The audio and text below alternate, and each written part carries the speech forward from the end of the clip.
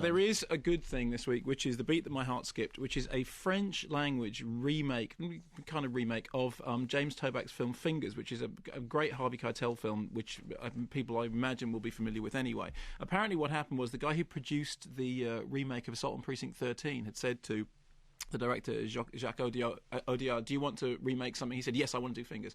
And so what we have now is this really pretty terrific film with a great central performance by Romain Duris. I think you do pronounce the S. I did ask a couple of people, and some people thought you did, and some people thought you didn't. I maybe get pronouncing his name wrongly, but he's a fantastic actor.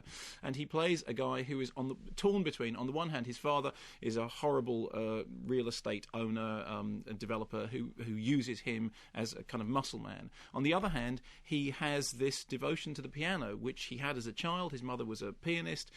This is all gone completely by the by, but a chance meeting with the man who once represented his mother encourages him to get back into his piano playing. And exactly as with the James Toback film Fingers, it's about the tension between light and dark, between something which offers a possible salvation and something, on the other hand, which he's very, very good at.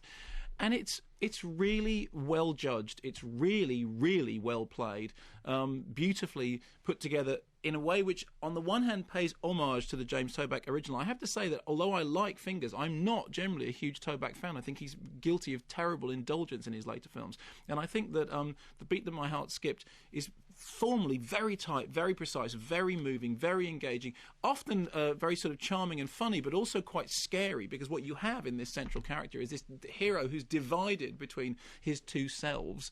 And when he's playing the piano, all the rage, all the violence, all the, the other half of his life is still there as he's trying to, get all this stuff out on the piano keyboard. Meanwhile, whilst he's doing all the thuggish enforcing, we are aware that there is something else going on in his head. And it's a really terrific movie.